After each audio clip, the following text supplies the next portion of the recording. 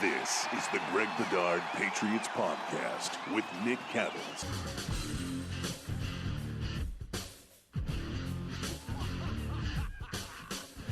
Today is another very special edition, one that we always look forward to. The 4, 5, 6 times we talked to him during the season and during the offseason. Greg Cosell, who is the executive producer, analyst for NFL Matchup, and also the guru just over there at NFL Films.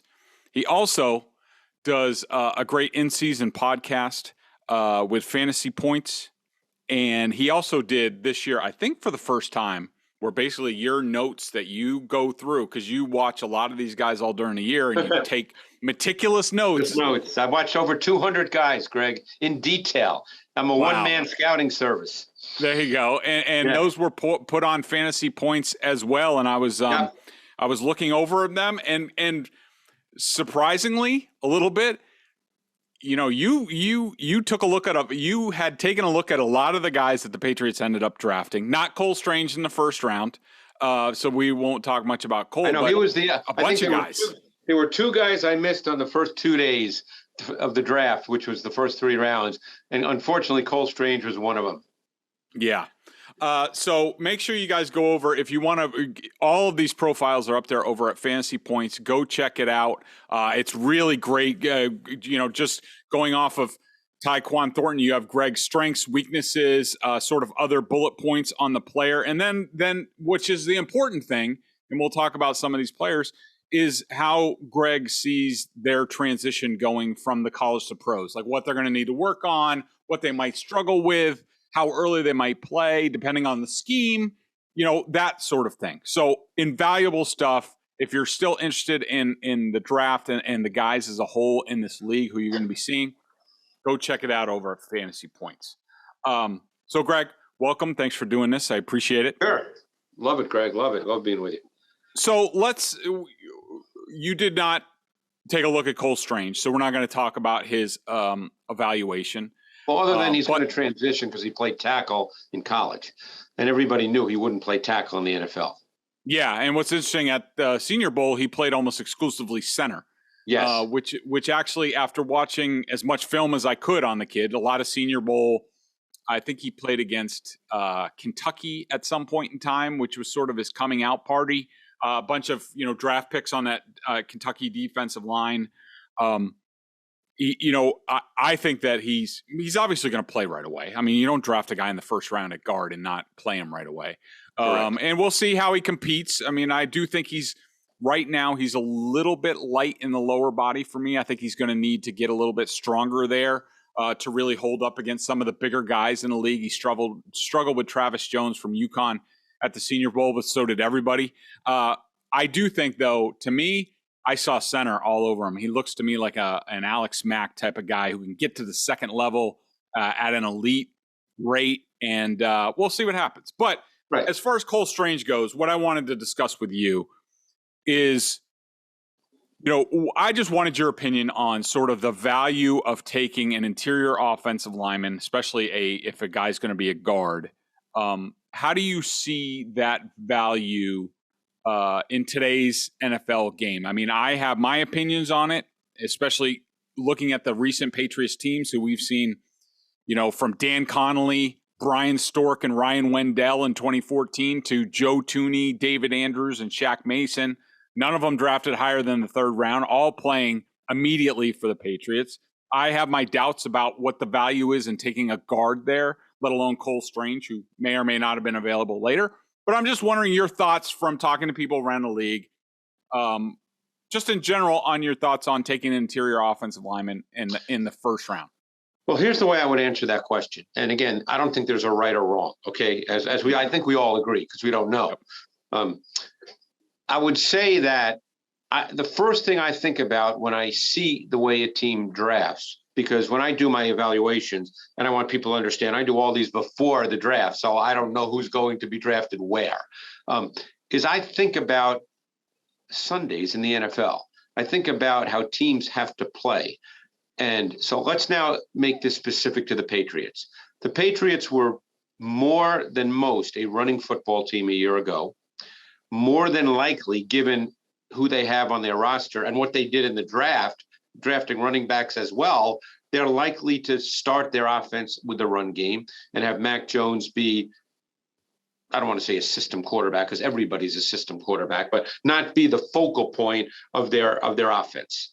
So now, if that's the way you're going to play, so let's say you start your season and you don't have a very good offensive line, but that's the way you want to play because you think ultimately it fits best with your quarterback and what's on your roster from a running back situation. And you get to week 3, week 4, and you can't run the ball and your offense is stalled. And Mac Jones, because he's a certain kind of quarterback, he's really good at what he is, but he's a certain kind of quarterback, and your offense is stalling. So then what happens? So then people say, well, we can't run the ball because our offensive line's not very good. So my point is this, and I'm not agreeing or disagreeing. I'm just saying that if this is the way your team is, and I believe this is the way their team is, then a guard has greater value to the Patriots than it might to the Buffalo Bills. Yeah. So we can sit here and say, well, they could have gotten a really good guard in the 4th round. Well, we don't know that. Nobody knows that. They obviously, and by the way, I spoke to another O-line coach who's been in the NFL for more than 30 years, who actually loved Cole Strange. Now, he didn't say where he would draft him because I don't ask guys that. You know, right. I try to talk trades and, you know, I try to learn when I talk to coaches. I don't ask them where they're going to draft guys because, to be honest with you, Greg, I don't care where guys get drafted until they get drafted.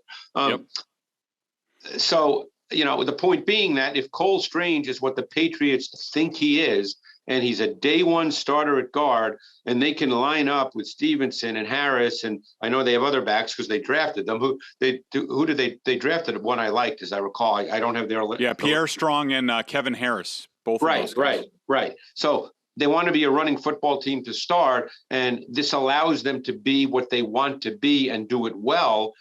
Then I think you say, well, the pick worked. You know, I'm not a believer in you could have gotten a guy later or you should have waited till this round.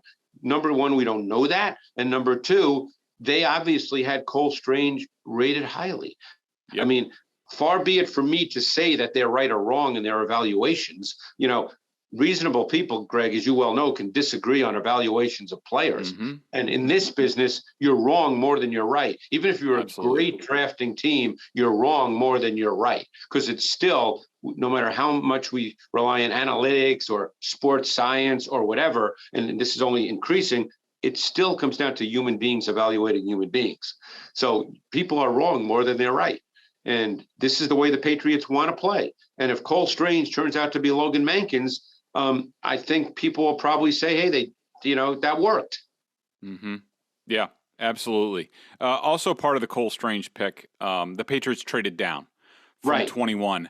They were on the clock. Some of the players that I thought, might fit them included Trent McDuffie, who the Chiefs traded with the Patriots for and took, one of their rivals. Quay Walker went the next pick to the Packers. Kaiir Elam went into the division to the Buffalo Bills. Well, obviously, Buffalo actually traded up right after the Chiefs did that because they wanted a corner. Yeah. So I think they had the pick right after the Chiefs took McDuffie. I think they went 2. Oh, no, it was one pick later. It doesn't matter. One pick later. The point is the Bills knew that there could be a run on corners and they needed one. Absolutely. Tyler Smith went to the Cowboys at 24. If the Patriots, I thought they had more of a need at tackle for the future with Isaiah Wynn in his final year of his contract, and also Trent Brown with a lot of weight clauses and hasn't exactly been Mr. Durable. And Devin Lloyd, the linebacker at Utah, were all there. I just, real quick, any of those guys that really intrigued you or that you were really high on? I can only tell you my evaluation. I loved McDuffie. McDuffie was one of my favorite corners in the draft. I thought he was a great prospect. They do a great job. Maybe it'll change now because Jimmy Lake is no longer at the University of Washington, but he was their DB coach and then their head coach. They've always done a great job with corners. I thought Trent McDuffie was a really high-level prospect. I really like Kaiir Elam as well. He's a press man corner at Florida, played with competitiveness and swagger. He played their boundary corner. I really liked his tape as well. I think Devin Lloyd was a playmaker type linebacker. Look, you and I can't get into Bill Belichick's head. Well, I know I can. Maybe you can, but I certainly can. I certainly can. I think that Lloyd is he had a playmaking feel to his game, that he wasn't totally disciplined in the way in which he played, but there was a playmaking feel to his game. Who knows? Maybe Coach Belichick thought, yeah, I don't like the fact that this guy, there's a little bit of a recklessness and a lack of discipline to his game. I don't, again, I'm trying to get into Coach Belichick's head. I can't do that. And then you mentioned, Tyler Smith. Tyler Smith, to me, has to be totally reworked to play tackle in this league. Oh, wow. He's a young kid. He's very athletic, a great run blocker in terms of the fact that he's nasty and competitive, needs so much work in terms of pass pro. I actually think that he needs to start his career inside, and he may not even be ready to start year one. So, from what I've been told, Cole Strange is a plug-and-play player, and Tyler Smith, to me, is not. Yeah. What about Quay Walker? What did you think I loved of him? I loved Quay Walker. I thought he was the best of the three Georgia linebackers, 6'4", 240. Jamin Davis from Kentucky was drafted by Washington last year, I believe, with the 20th pick. Yep. I liked Quay Walker more. They were equivalent in terms of size and length. And I thought Quay Walker was a really, really good prospect. But again, this is my evaluation. They may have evaluated them differently. I can only tell you what my evaluation is. Yeah, absolutely. One more guy I wanted to ask you about real quick, because I didn't look at him before the draft because the consensus was he's going top 10, top 15. Jermaine Johnson from Florida State. Is he a guy that would have fit what the Patriots do, or is he just sort of an upfield, pin the ears back, go after the No, he was a really good run defender. I love Jermaine Johnson. I thought Jermaine Johnson, my feeling is, and again, this is my feeling based on tape and then projection. Yep. And this is the part where guys get it wrong, and maybe I'll be wrong. But I thought Jermaine Johnson, that when we look ahead 3 years down the road, 4 years down the road, that he'll be the best edge player in this class. That was my view of Jermaine Johnson based on tape study. He's a really good run defender. I think he's scratching the surface of being a pass rusher. He's long. He's athletic. I really liked his tape a lot.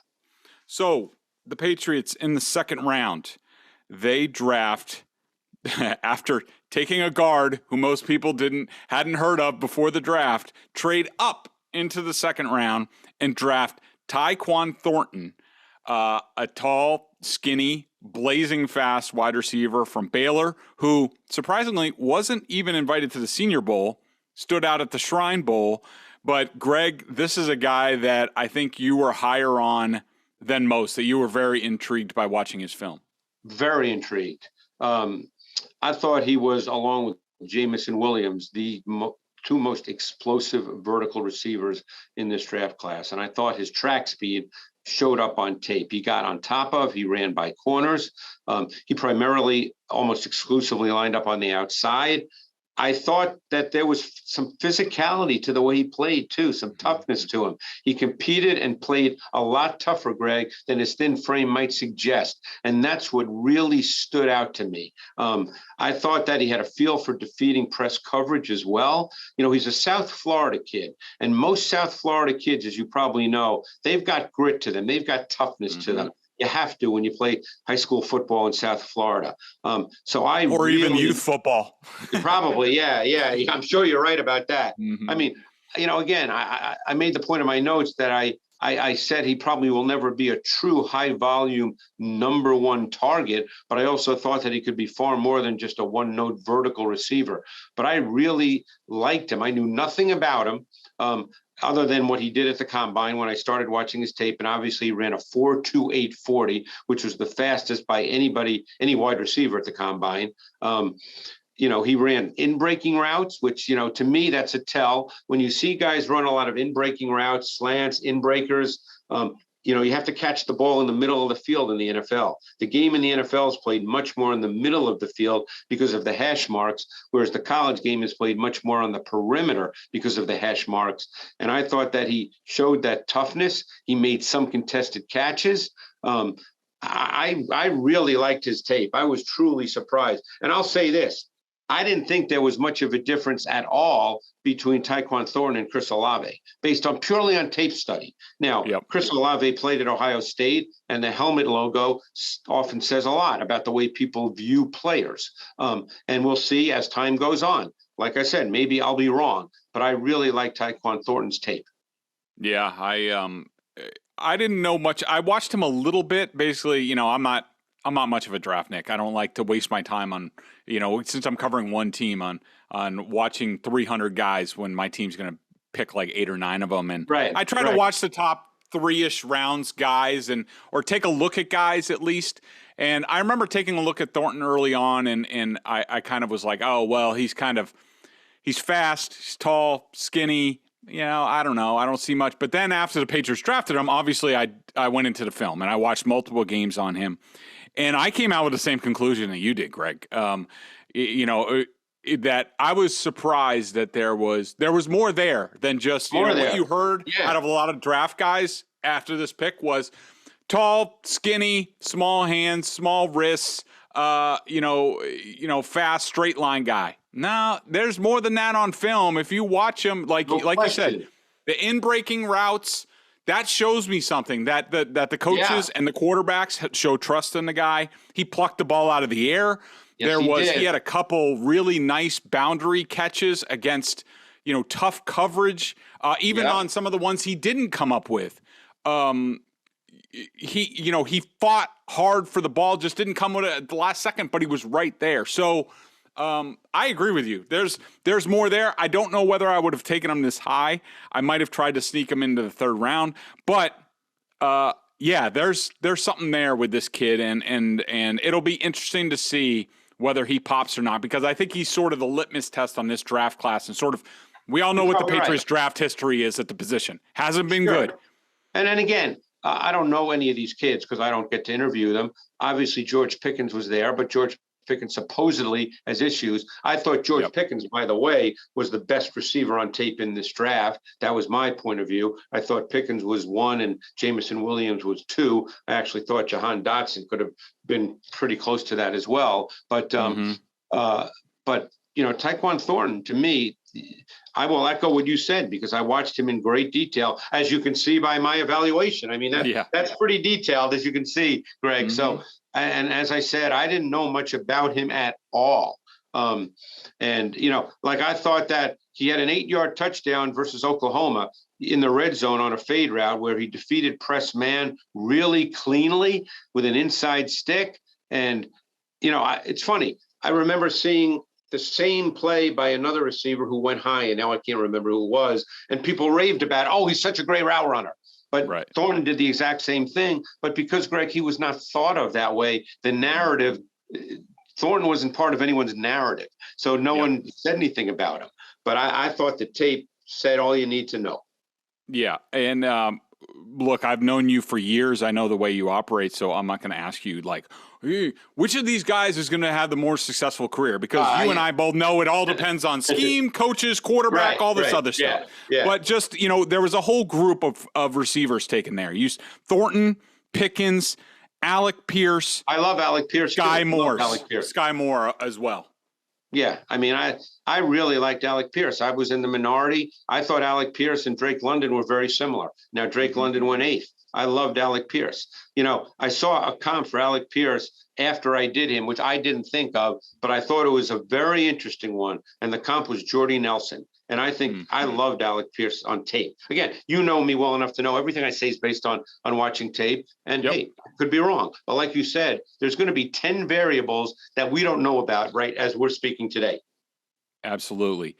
3rd round, they took Marcus Jones, 5'8" cornerback out of Houston. I love the kid, baller, returner. What do you think of him? Love the kid. You know, I know Bill doesn't play a lot of cover 2. And who knows, you know, I mean, every year is different with Coach Belichick. Obviously, you know, he could totally change because he may not feel like he has great man corners now. You know who came to my mind watching Marcus Jones? First, let me talk about Marcus Jones. He played outside corner, which he won't play in the NFL. I mean, unless they're playing against a 5'9" wideout. He played the slot, which he could play in the NFL, and he played safety.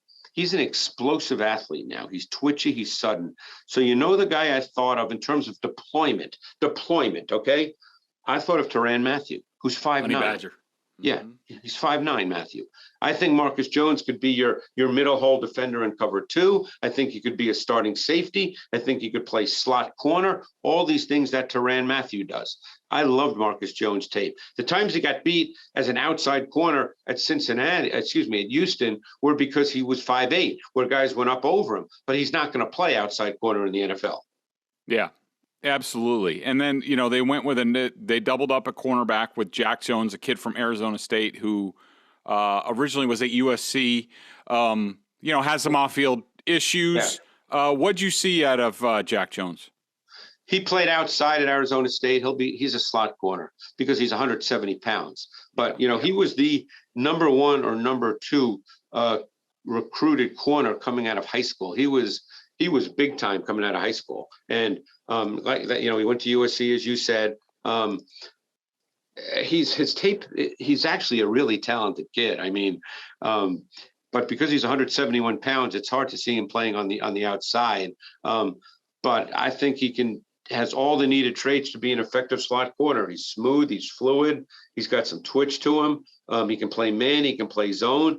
Even though he's 170, he's physical and competitive because, as you know, slot corners have to do a lot of things. They have to be able to play man. They have to be able to play zone. They've got to be able to play the run. They've got to be able to blitz at times. So I think that in the right situation, he could be a starting slot corner. That's what I said. Obviously, the situation he's in now is in New England. I don't know how they see him, but I think he's a slot corner. Let me ask you this, considering you mentioned this with Marcus Jones, just talking out loud about this. So you said that he could be sort of like Honey Badger. He can play a variety of ways, has done that in college, even free safety. Yeah. Could you see a situation, because the Patriots, what they have now, Devin McCourty's in his final year. You have Kyle Duggar, who's a box safety. Adrian Phillips, who's sort of a box safety, plays a lot of robber for the Patriots. Right. Jabril Peppers could play some free safety, but I don't know. He's more of a box safety. Could given development, could Marcus Jones play a free safety in the Patriots scheme and Jack Jones be sort of the next slot cornerback? Could you see something like that happening? Well, to be honest with you, with Coach Belichick, you could see a lot of things because look what he did with Adrian Phillips. I mean, Adrian Phillips was a guy who I did coming out of Texas. And I remember saying to myself, well, this guy's a dime safety in the NFL, which he turned out to be, by the way. Yep. But look at the way Coach Belichick uses him. He's essentially he's almost a combination linebacker, as you know. He plays at times, he covers tight ends at times, doesn't play a whole lot on the back end, but will on occasion. I mean, what Coach Belichick does with a lot of these kinds of players is really fascinating to me. And, he doesn't just put these guys in a box, which is why, when they drafted Marcus Jones, I thought, wow, that is really intriguing to me because I think he can play multiple positions.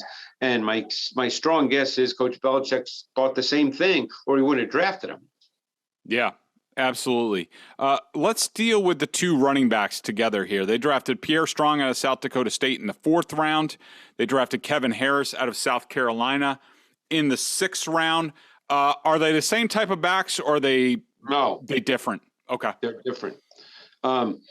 Pierre Strong, he's kind of a smooth, linear, darting, slashing runner. He almost looked rhythmic at times. He's got big playability. It's a little bit of a smaller back. I think that he's probably not a feature type back in the league, but I don't think he was drafted to be one by New England. I think that he can be a really good receiver too. He caught the ball easily. I think there's much to be unlocked as a receiver. I think you can detach him from the formation. Sorry, Greg. So no, go ahead. Go ahead. In comparison to James White is coming back from hip injury. They don't really have. They have J.J. Taylor, and they've given him some shots, but it doesn't seem they're sold on him. Could he fill sort of a pass back role for New England given development? I think, yes, he could. I think he could do that for sure. I think, whether that happens this year, but, that I can't answer because you don't know about a guy's development. But I think he can be in that role and then be kind of a complementary back. He does have big playability as a runner. No question about that. I mean, he's kind of a smooth, slashing. He almost looks rhythmic when you watch him. Now, he played at a lower level of college football, but I think that he can be that guy. What about Kevin Harris? Is more of a every down, first two down Kevin back? Harris, maybe I didn't see him. Where's he? Oh, I have him. I did see him. Kevin Harris is the South Carolina kid, right? Yep, exactly. Had an injury a couple years ago. Yeah, he's it's so funny how drafts work out, because there's no mystery to Harris. I mean, he's a decisive, competitive, naturally powerful downhill runner. And here's what I typed. I don't know if you saw, you read my thing, but I said that that features in an offense that features the run game as a significant foundation of their offense, much in the way Jordan Howard worked for the Eagles, and to a lesser extent the way Damian Harris was used by the Patriots. He's not as good a runner as Damian Harris, but I think that's what he is. There's no mystery to Kevin Harris from South Carolina. He's a grinder. Yeah, well, Greg, I'm sure you don't keep up with every depth chart, but just for your information, I mean, look, like we said, James White's coming back from hip surgery. He's not even cleared yet. So the future of third down back in New England is up for grabs. Damian Harris is in a contract year. They have Ramondre Stevenson right behind him. You could very easily see either Damian Harris being dealt this year, depending on, say, so Kevin Harris fits there if they need a replacement for Damian Harris or whoever. And Pierre Strong could potentially be a James White replacement. So you sort of see how that lines up. Which, by the way, goes right back to the start of our conversation, Greg, as to how they want to play. Now, I would imagine they will see Mac Jones over time developing into more than what he is now. And, what he is now, he was certainly very good as a rookie. As you and I discussed, he had some ups and downs, probably a few more downs than people might think, but he certainly was still very good overall. Wouldn't you agree? Yep, absolutely. Mm-hmm. Yeah. I mean, coaches nitpick. That's their job. I nitpick when I watch, because I learned a long time ago, we're evaluating quarterbacks to win Super Bowls, not to go 9-8. And I know Coach Belichick's doing the same thing. They're not interested in going 9-8. So Mac Jones had an up and down year, more ups than downs, but I'm sure in their mind, 3 years from now, they probably feel he can do more than he's doing now. But right now, they're a running football team. That's where it starts. So I think the point you just made is a very valid one. Damian Harris could be gone. They might see Kevin Harris as a guy who can fill that role, because when all's said and done, Damian Harris didn't get 20 carries a game. There might have been a few games he did, but that wasn't the way they ran their offense on a weekly basis. Mm-hmm. For their second, fourth round pick, the Patriots took quarterback Bailey Zappe. Yeah, I watched Western Kentucky. Yeah, what's interesting is that I have a guy who does the draft stuff for me, because I don't want to do the draft stuff. And I asked him, I said, give me a guy at quarterback that would develop for the Patriots, gave him the traits that the Patriots sort of look for. He said Bailey Zappe. So what do you see out of Bailey Zappe? In an odd way, I kind of like Bailey Zappe. I mean, I think you have to know what he is. I mean, he's 6 feet. Both at Western Kentucky and where he was before that, which I think was Houston Baptist, he ran a high volume passing game, a ton of schemed, manufactured one read or no read throws. But I thought he also showed the ability to work through progressions and make throws that demanded higher level timing. He certainly had unbelievable command of that offense. It's the same offense he ran at Houston Baptist, because the coach came from Houston Baptist to Western Kentucky. He was detailed. He was nuanced. The other issue, though, which, again, how do you want to deal with this when you evaluate a guy, is because of the nature of the offense, Greg, there were a ton of just pitch and catch throws, throwing it to open receivers who had free access off the ball. I mean, it was just pitch and catch. So there's a lot of those kinds of throws. I kind of felt like he fell into the kind of Colt McCoy, Case Keenum, Tyler Heineke category. But if the Patriots see him as more than that, I could probably understand that too. Mm-hmm. Yeah, interesting. Sort of sounds like a lower level Jimmy Garoppolo, maybe, sort of thing. Maybe. Coming out from Eastern Illinois. Yeah. I mean, obviously Garoppolo was a second round pick, and I'm sure when the Patriots took him, you would know better than I, they might have seen him as the heir apparent. It didn't work out that way. Yeah, absolutely. In the 6th round, they took Sam Roberts out of Northwest Missouri State. I don't think you saw him. 7th round, they took Andrew Stueber from Michigan, who you actually did watch. So what did you think of Stueber? Well, it's because of Michigan. I mean, they played. Yep. I saw Michigan a lot. So certain teams I see a ton just because of who they are. Stueber's an interesting guy. He's one of those guys because you wouldn't call him a high-level athlete, but I think there's a lot of right tackles like Andrew Stueber. I thought of Havenstein from the Rams, who's been a starter for years, another Big Ten right tackle. His Stueber's game is built on power and physicality, much more so than finesse and athleticism. He's kind of that old school right tackle, Greg. Again, they're a running football team. I think for what he is, he's not a bad player at all, and he's going to compete. He strikes me as one of those guys that's going to compete hard. That's the way he played. Yeah, interesting. Yeah, I mean, they definitely need help. Like I said earlier, they need help at tackle. They could use somebody as an option somewhere, given the cloudy futures for Isaiah Wynn and Trent Brown. I mean, they still have Justin Herron and other people. I wouldn't be surprised if Stueber, this is crazy. I mean, 7th round pick, but O-linemen tend to be a little different. It wouldn't surprise me at all if this kid plays this year. I mean, I think he's one of those guys. I mean, I ended my transition saying he would best be featured in gap scheme and inside zone and duo concepts, where his above the line power and play strength and competitive toughness would be maximized. That's the kind of player he is.